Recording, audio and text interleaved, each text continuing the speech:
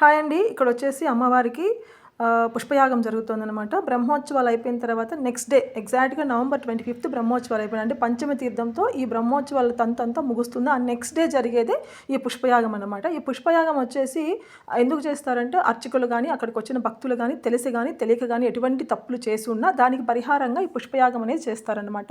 చాలా వందల రకాల ఫ్లవర్స్ సేకరించి అమ్మవారిని మండపంలో కూర్చోబెట్టి అమ్మవారి ముందర ఇట్లా పుష్పాలన్నతో చల్లి పుష్పయాగంలాగా చేస్తారనమాట.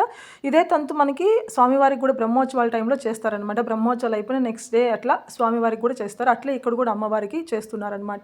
ఇక్కడైతే చాలా వైభవంగా జరిగింది. అసలు ఎంత కోలాహలంగా ఉందంటే లైటింగ్ కానీ, డెకరేషన్ కానీ, లోపల డెకరేషన్ కానీ, చుట్టూ రోడ్లంతా డెకరేషన్ కానీ, ఆ గోవింద నామాలు కానీ అసలు మారుమోగిపోయిందనమాట. త్రిచానూరి 9 రోజులు చాలా బాగుంది. ఇలా భజనలతో కానీ, కోలాటాలతో కానీ అమ్మవారికి ఎంత ప్రేమగా ఎన్ని పూజలు, వ్రతాలు, నోములు చేసుకున్నా తక్కువే అనిపిస్తుంది.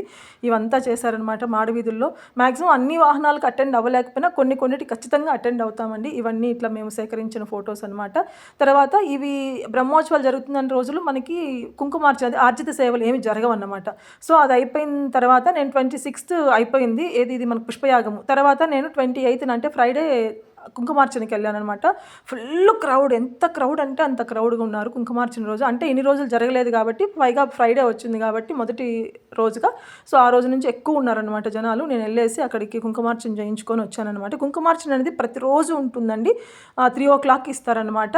పర్ హెడ్ 250 రూపీస్ పే చేసుకోవాలి. ఇది ఎవరికైనా తెలియకపోతే యూజ్ అవుతుందన్న ఉద్దేశంతో చెప్తున్నాను.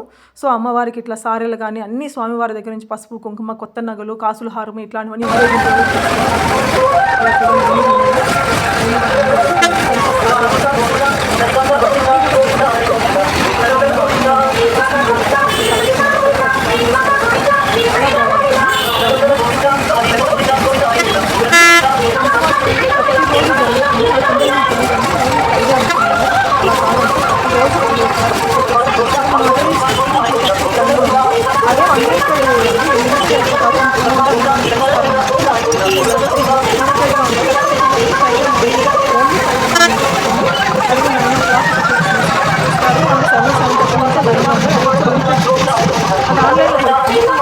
ఆన్లైన్లో లేదనుకుంటా. సో అందుకే హెవీ క్రౌడ్ ఉంటుందన్నమాట.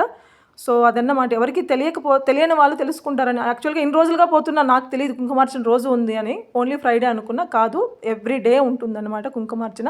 చూడండి ఎన్ని కలర్ఫుల్ ఫ్లవర్స్తో అమ్మవారికి పుష్పయాగం చేస్తున్నారు. నాకైతే చాలా చాలా చాలా నచ్చిందండి ఆ పుష్పాలని. మనం యాక్చువల్గా భక్తులు ఎవరైనా అక్కడికి వెళ్ళేటప్పుడు కూడా ఆ పుట్టలు మనం తీసుకొని వెళ్ళొచ్చు అనమాట. Thank you friends, bye.